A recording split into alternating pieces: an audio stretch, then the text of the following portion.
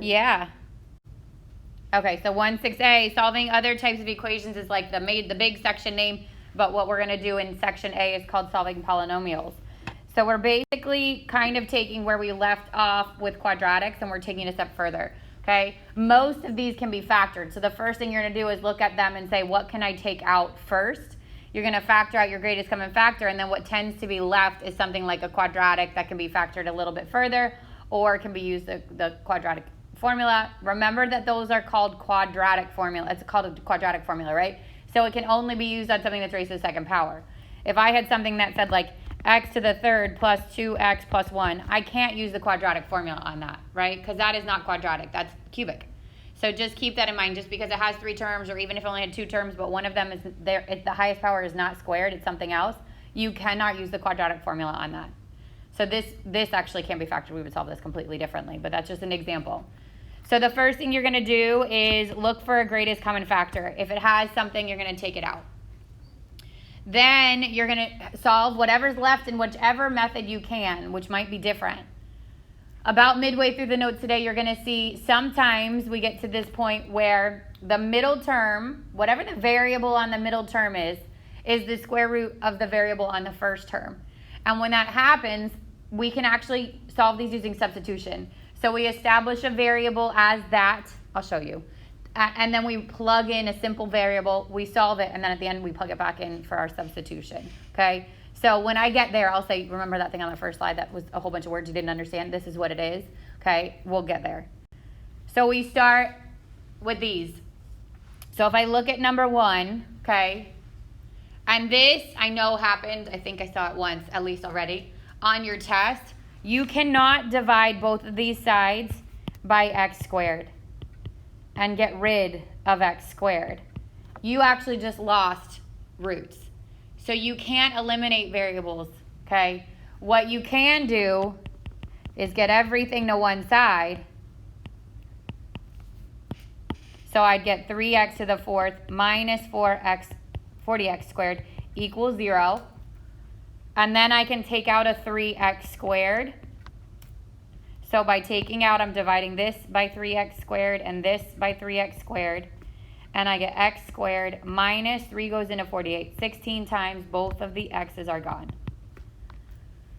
So by doing this, I still keep that x on the front. By dividing, I lose it.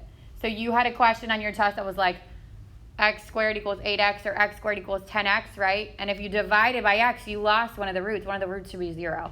Does that make sense? So if you move the other term over, you take out the x, now you have 2 roots, okay? I gave you partial credit, but you lost one of your roots. You can't eliminate roots like that. So you want to get everything to one side like we're doing right here. And then, can I go further with this? How? Okay, so I could set these equal to 0, and I could say 3x squared equals 0, and x squared minus 16 equals 0. Divide both sides by 3. The 3 is gone. 0 equals x squared. Square root both sides here. X would equal plus and minus 0, which is just 0. On the right, I would add the 16, square root putting the plus and minus at the front, and I get... Good morning, Maverick. Okay, so I square root it, but I have to remember to do that plus and minus, and that's where people tend to forget that step. Don't forget, you have to do the plus and minus so that you end up with both plus and minus 4. So the answers here are -4, 0, and +4, all 3 of those roots. If I had canceled from the x squared in the beginning, I would have lost the 0.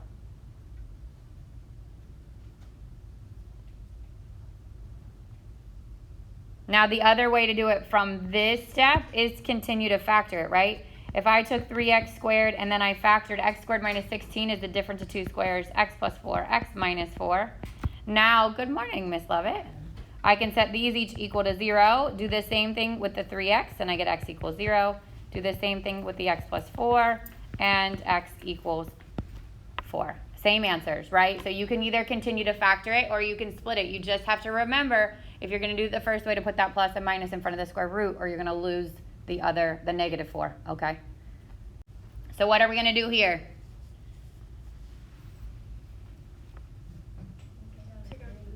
Take out a 3x squared, right? Then I get 3x squared minus 4 equals 0. Now I can't factor 3x squared minus 4, so I have to go the first route, which is split these and set them both equal to 0. Again, 3x squared would equal 0, divide both sides by 3, x squared is 0, and x equals the square root of 0, which is 0. Then 3x minus 4, 3x squared, sorry, minus 4 equals 0, add the 4. 3x squared equals 4. Divide by 3. X squared equals 4 over 3. Super fun because we have to square root, putting a plus and minus in the front. And I get x equals plus and minus the square root of 4, which is 2. That's fine. But the square root of 3 can't be simplified. Can I leave my answer like that? Nope, I rationalize. So I multiply the top and the bottom by square root 3 plus and minus 2 root 3 over 3. So answers are negative 2 root 3 over 3, 0, and positive 2 root 3 over 3. If it was open-ended, you could put that plus and minus in front of the 2 root 3 over 3 instead of writing them separate. That's fine. But if it's like a multiple choice, I have no idea what this test will look like. But anything like that, it will probably be separated out. So just realize it's like that. And I'm pretty sure, let me double check, WebAssign expects you to separate it out. Look right now.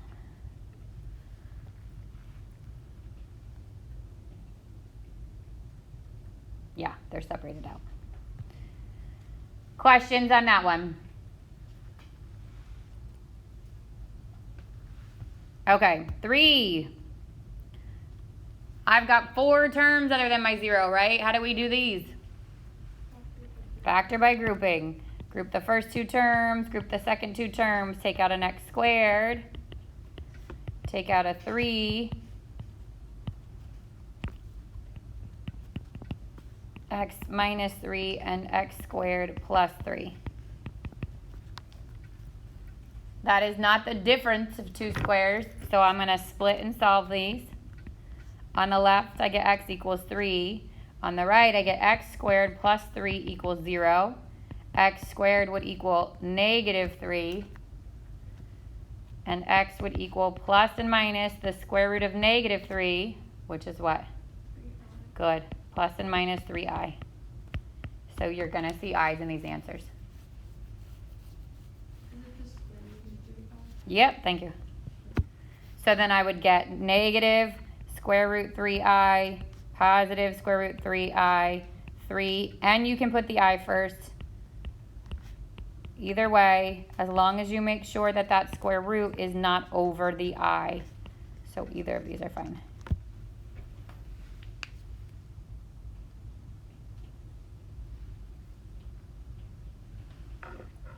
Questions on that one?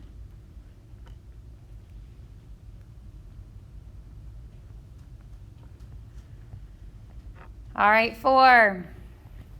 4 says, again, 4 terms, right? X to the third minus 5x squared minus 2x plus 10. I'm going to factor by grouping. From the first set of parentheses, I can take out an x squared. From the second set of parentheses, I need to change my sign, so I'm going to take a negative 2. And then I get x minus 5, x squared minus 2 equals 0. Split them up. X would equal 5. X squared would equal 2. Square root both sides, putting a plus and minus. And I get plus and minus the square root of 2. So my answer is negative root 2, positive root 2, positive 5.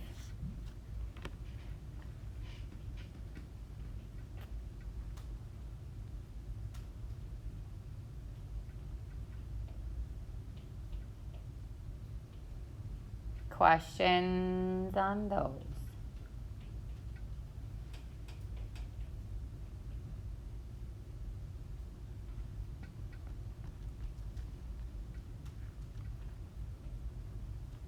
Anybody still copying it down before I move on? right, let's keep it going. You tried number 5. See what happens. Obviously, you would start by doing what?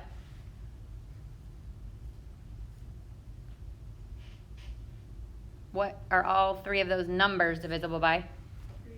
3. What are all 3 of those variables divisible by? X. Good. All right, so start there.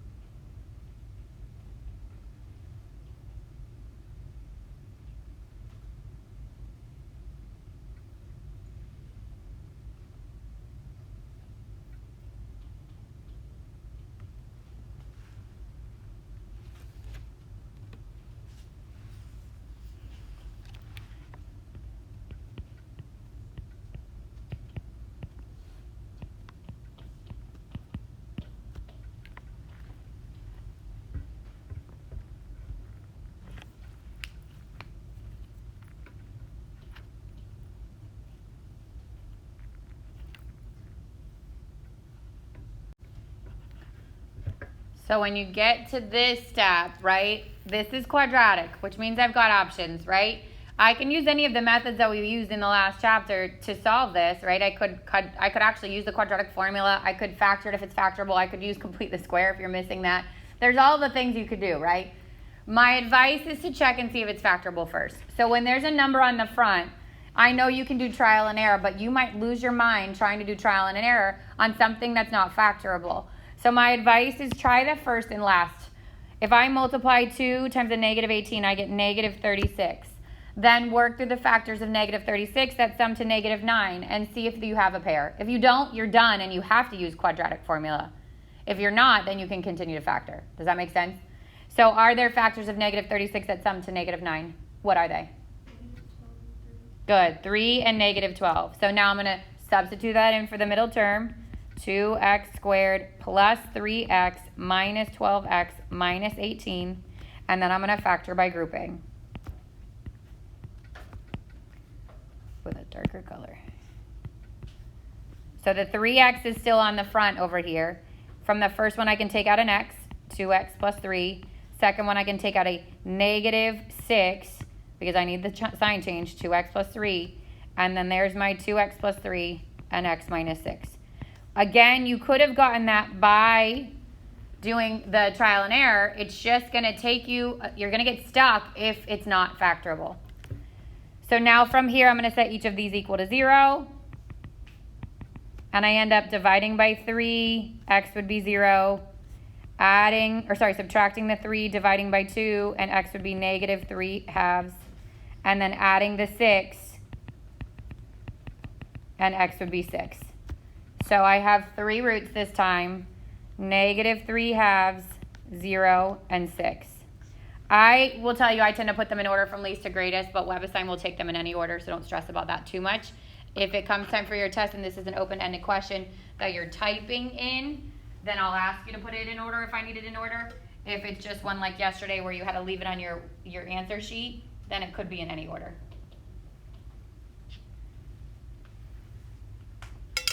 Questions on that one? So you have to be masters of factoring. You know, like it's when I told you it's not going away, I promise it is not going away anytime soon. And now quadratic solutions are not going away. Okay, so 6 is the first of this kind. The first term is x to the 4th. The second term is x squared. The last one doesn't have an x, so I can't take anything out. Okay? These look scarier than they are. They are the almost exact same thing as if I had said x squared minus 3x plus 2, and I asked you to factor it.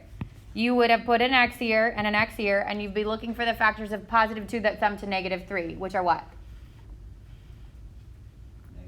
Negative 2, negative 3. Good. I mean, negative 2, negative. Negative 1. Yeah, good. Negative 2, negative 1. The difference is that this is the square root of x to the 4th. So if I square root x to the 4th, instead of getting x and x, I get x squared and x squared.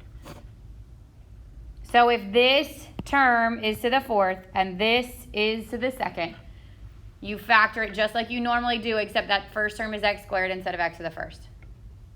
Now I split and solve these. I get x squared minus 1, so x squared would equal 1. X would equal the square root plus and minus the square root of 1, which is positive and negative 1. And x squared would equal 2. X would equal plus and minus the square root of 2. And I have 4 answers. Negative square root 2, negative 1, positive square root 2, well, positive 1, positive square root 2, if I was going to go in order. Again, if it was like an open-ended question, you could literally leave it as plus and minus square root 2 and plus and minus 1. But on WebAssign, it's going to want those separated out. Order, not important though. Okay, so I'm going to, you'll see in just a minute, we're going to redo number 6 in a different method. That is one way to do it, okay? So you try 7, because it's the same type. All right, so the first part of the parentheses, instead of it being x, is x squared, right? X squared and x squared. Factors of positive 12 that sum to negative 7 would be? Negative 3, negative 4. Split it and solve it. I get x squared equals 3. X would equal plus and minus the square root of 3. X squared equals 4. X would equal plus and minus the square root of 4, which is positive and negative 2. So 4 answers here. Negative 2, negative root 3, positive root 3, and positive 2.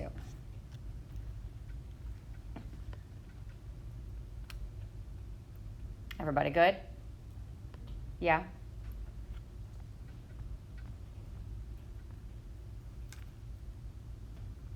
Wait, I'm confused. You definitely already said why we put x squared, but why do we put x squared? Because this term on the front is not x squared anymore, right? When it's x squared and we square root x, we put an x and an x in those first 2 spaces.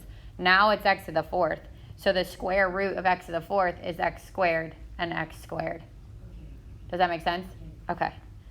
You'll see it too with like x to the 6th, and I don't know if it's in this it's not in your homework, but let's just say in the grand schemes of the world, you'll see things that say x to the 6th, x to the 3rd, and this time this is x to the 3rd.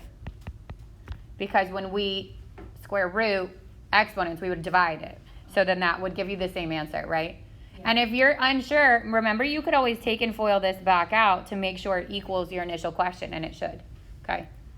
All right, last one. Same type of question because it's x to the 4th and x to the 2nd, but now we've got a number on the front. Yucky, right? So just do the process where we multiply first and last, expand it, do the whole thing, or trial and error. It's just that when you do that, this has to be an x squared.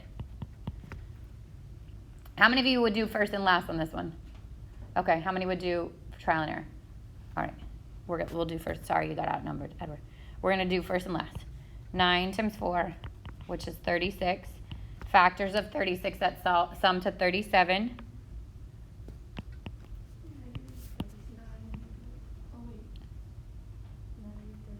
Negative 36 and negative 1. Then replace those 2 with it. So I get 9x to the 4th minus, this time it's negative 36x squared and 1x squared plus 4. So when we replace that middle term, we keep the variable the same as what would be on that middle term. Now group them. Take out a 9x squared here, and I get x squared minus 4. Take out a negative 1 here, and I get x squared minus 4. Then I get x squared minus 4 and 9x squared minus 1. Set these each equal to 0. I'd get x squared equals 4. X equals plus and minus square root 4, which is plus and minus 2. And then 9x squared would equal 1. X squared would equal 1/9. X would equal plus and minus the square root of 1/9, which is the square root of 1, or 1, over the square root of 9, which is 3, plus and minus. So negative 2, negative 1/3, positive 1/3, positive 2.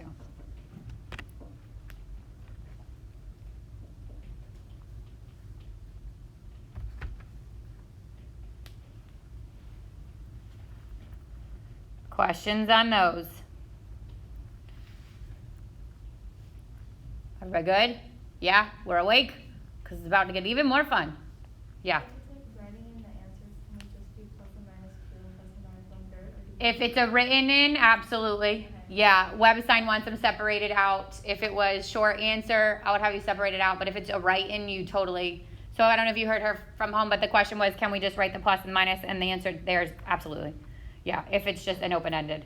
And then, what was I saying? Does it have to be in a particular order? So same thing. If it's open-ended, doesn't matter. WebAssign doesn't matter. If it's a short answer question on Canvas, I'll probably ask you to put it in order from least to greatest. Otherwise, I have to give 7 other options for how that's right. Yeah. Okay. Now we're back to rational equations, which have variables in the denominator, right? We already know how to solve these. So how would I start number 9?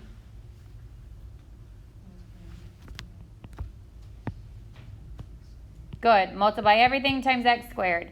So I'm going to get 1 times x squared plus this times x squared. The x's would cancel. 3 times x equals x squared and x squared would cancel here, -2. So I'd get x squared plus 3x equals -2. Then move the 2 on the side with the 3x and the x squared. And now factor it, right, if I can. So are there factors of +2 that sum to +3? Good. +2, +1. If there were not, we'd be using the quadratic formula. I get -2, -1. And then remember with these, anything that starts with a variable in the denominator, we have to check to make sure I can plug those back in. The only 0 that would get canceled out here would actually be 0, right? Anything else is okay. So I keep both these answers, -2 and -1. If I had gotten 0 as one of them, I would eliminate it and keep the other one. Okay, so if you would have done 0 as one of them, would you have just put in that one root, but it does not exist? If there were 2 answers and one of them gets canceled out, I use just the other one. If both answers get canceled out, or if there's only one answer and it gets canceled out, that's when it would be no solution or does not exist. Good question. Okay, so number 10, remember I said we're going to do this in a different method. This is that question, okay? So substitution works when this variable is half this variable or the square root of it. If it's half in the exponent or the square root of it, if you actually square root it, okay? And this is that case, right?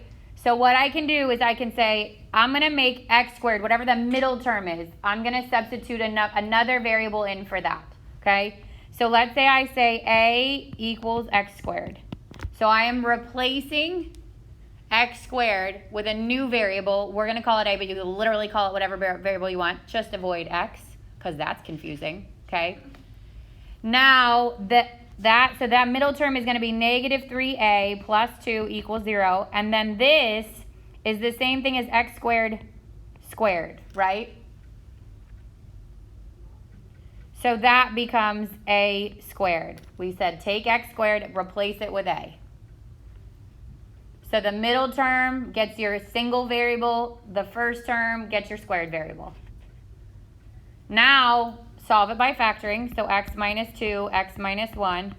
And I get a equals 2 and a equals 1. But we're not done yet because we don't want to solve for a, we want to solve for x. So I take what I substituted in over here and I bring it back. I now say a is x squared, so 2 equals x squared equals 1, and then solve it. Plus and minus root 2, plus and minus root 1, and I get plus and minus root 2, -1, +1. So if you look back at the question we already did, same answers, okay? Honestly, my advice is when they're to the fourth and to the second, I think it's easier to do it the other way that we did it, but they're about to get more complicated and you're going to have to do it this way. Yeah. Like on the bottom, can you pull down at it? Oh, sorry. Yeah, the galleries. So it's a little different than the problem before because it's square root 2? The problem, not the, because hello, that's not fun. X plus 1 to the 2/3 minus x plus 1 to the 1/3 minus 2 equals 0. You're not allowed to freak out because we're going to do it the way we just did something, okay? So take a deep breath. It's not going to hurt that bad. It's not going to be fun, but it's not going to hurt that bad, okay? So look at the exponent here and the exponent here, right? If the first exponent is double that middle exponent, then I can do the substitution process, right? 2/3 is 1/3 times 2. We agree on that? Yes. So I'm going to actually say that x plus 1 to the 1/3 is my a. I'm going to replace that whole thing with a. So you can just pick what A is. It has to be the middle term because then we're going to square it to be the first term. I mean, you technically, of course, yes, you could substitute anything in for anything. But the way we're doing this, it's the middle term. So there's really a 1 here, right? That's the coefficient. What I want is the variable part of it. That's what I want to replace, the complicated variable part. So on the first one, why don't you make it the a 3x squared? Because the 3 is not my problem. The x squared is the problem. So I ignore the coefficient. I need that to stay there, right? Because there's no way the variable is grouped with a number. So that whole expression is going to get replaced. If there was a number on the front here, I would ignore that number. I'm not worried about that. I'm replacing what's next to that number, the coefficient. What's next to the coefficient. Okay. So this is my a, yes? So I'm going to do the middle term because that's easiest. 1 minus 1a would just be minus a minus 2 equals 0. Now this is the same thing as x plus 1 to the 1/3 raised to the second. So that becomes a squared. I promise we'll get better at these. I know they're scary in the beginning. Yeah. Can I factor that?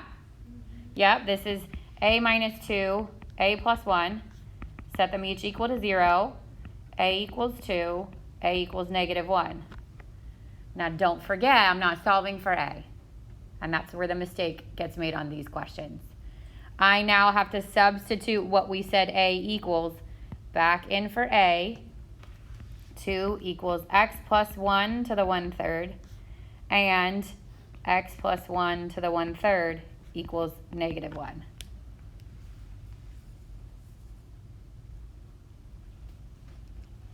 You with me so far? We'll do another one again. Yeah, I know. These hurt. I get it. Do you continue solving? Yep. Or is that it? So how would I get rid of an exponent that's 1/3? Multiply by 3. So that is you're almost there if we put it all together. 1/3 is the same thing as saying cube root, right? So what's the opposite of cube root? Multiplying it 3 times. So close. Like multiplying itself by 2 times. Yeah, which is cubing something. Yes, multiplying itself by itself 3 times would get rid of it, which is the same thing as cubing it. Does that make sense? If it was a square root, I would have squared it. It's a cube root, so I cube it. So then 2 to the 3rd is 8 equals the 1/3 and the 3 cancel out, and I get x plus 1. So x equals 7 here. Do the same thing to the right. Raise it to the 3rd power. I get x plus 1 equals negative 1 times negative 1 times negative 1, which is negative 1. Subtract the 1, and x equals negative 2.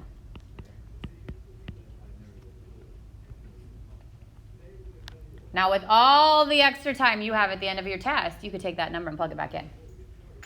But let's be honest, it doesn't happen a whole lot. Yeah. If it was, let's say it was to the 2/3, You mean cross out, so if you cross out. you mean at the end if it was to the 2/3? Yeah. Yeah. You raise it to the reciprocal, 3/2. I don't think that's going to happen today, but that's in tomorrow's or Monday stuff. Tuesday, when do I see next? Tuesday stuff. Yeah, good question though. If it was an exponential with an exponent that was a fraction that wasn't just 1 over a number, then you would raise it to the reciprocal. All right, let's try again. Is there one after this? Yeah. Yay, right? Can you go back to 1/3? Yeah, Sorry. it's okay. Okay, good. Good. What would we replace on this? The middle term. The middle part, that's not the coefficient, right? So the 2 stays there. But what's next to the 2, what's being raised to a power, that's what I'm going to replace. Wait, why not the coefficient? We never replace the coefficient. Look, this was a 1. We didn't use the 1. Okay. And that's technically my variable part. I know it's an expression, but it is the variable. Does that make sense? Sure. Okay, good. All right, that's my a. We're going to pretend anyways, right? So that gets replaced here. That's 2a minus 3 equals 0. This whole thing is 2x minus 1 to the 1/3 squared. That's the only reason why these work, and they will always work like that. Because when I raise a power to a power, what do I do with the exponents? Add them. Nope. Raise a power to a power. No. Multiply them. When I multiply, I add, yes? But when I raise a power to a power, I multiply. Yes? We were, I just heard, oh. So that becomes 1/3 times 2/3, which would be 2/3. Does that make sense? Yeah? Or rough brains on a Friday morning. All right, so this is a squared plus, because this is a plus, 2a minus 3 equals 0. Factor it. A plus 3, a minus 1. Split it and solve it. A equals negative 3, a equals 1. But again, not solving for a, solving for x. So I'm going to take my 2x minus 1 and plug it back in to the a. 2x minus 1 equals negative 3. 2x minus 1 equals 1. Wait, what about the 1/3? We replace, oh, this, Did you have to do like 2x minus 1? we replace this. Yes, you're right. I didn't write that whole thing out. That's what we replaced. Thank you. We replaced the whole thing. I wrote just the middle and then got distracted. So how do I get rid of a 1/3? Cube it. So I'm going to cube both sides. This becomes negative 27 equals 2x minus 1. Add the 1, negative 26. Divide by 2. Negative 13. Oh, you can't see it. Do the same thing on the right. Cube. Cube. 2x minus 1 equals 1. 2x plus 1 is 2. X equals 1.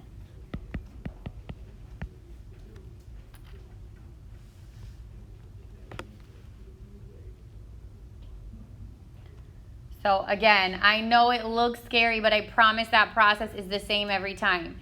Take whatever the variable part of your middle term is, replace it with a variable. That first term will be that variable squared. It's the only way this works. Okay? Factor it, solve it, and then plug back in what we set equal to a at the beginning. You ready for the last one? Well, it's coming one way or the other, so sorry. Yeah. Yeah. Yeah. Okay. Fractions within parentheses. I mean, could it get any more fun, folks, right? I think these are better than the fractional exponents, though. So what am I replacing this time? X over x plus 1 is my a. This whole thing gets replaced with a. This whole thing gets replaced with a squared. So Madison, here's what you just asked, right? Now there's a number on the front. So it's 6a squared plus 5a minus 6 equals 0. Now I get to factor it with a number on the front. First and last. Negative 36. Factor of negative 36, that sum to 5. Negative 4, positive 9. Replace my middle term. Factor by grouping.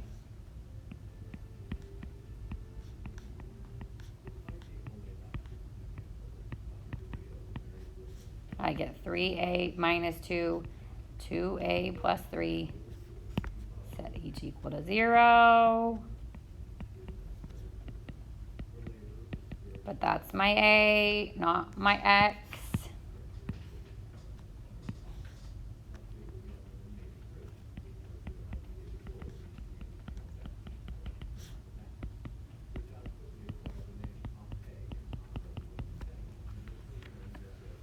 Now I've got lots of options here. I could multiply both sides by the denominator on the right and then get rid of the denominator on the left.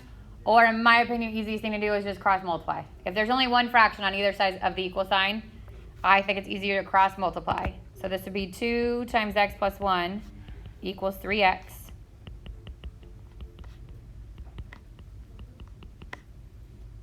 And I get, subtract the 2x, and I get 2 equals x. And then the second one, negative 3 times x plus 1, 2 times x. This time I'd add the 3x.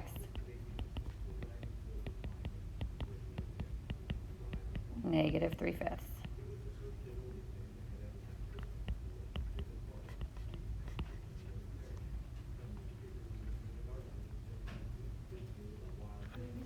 Yeah. Can you show me how you got 2 on the? On the left? Yeah. So I cross multiplied, right? 2 times x plus 1, 3 times x, and I get this step. Distribute the 2 in here, and I get the next step. Subtract the 2x, and I just get x on the right and 2 on the left. I know I worked through that a little fast. Cross multiplying always like in that direction? It doesn't matter. Okay. Yeah, no, I could switch those sides. As long as they go across, it doesn't matter which is left and which is right. Okay, the bell's about to ring, so I'm just going to show you how to set up the next one, okay? Because it's now a square root, but it's the same process, right? Because x is the square of the square root of x, right? So the same thing, except this time a is the square root of x. Everything after that's the same. 6a squared minus 7a minus 3 equals 0. Factor it. Let's do it, trial and error. Negative 3. Nope. 3. Nope.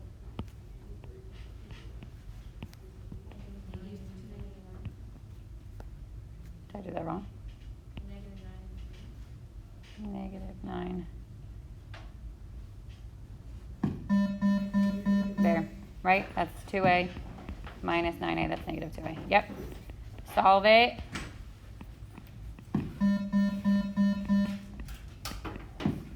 Solve the one on the right. And I get, again, substitute back in.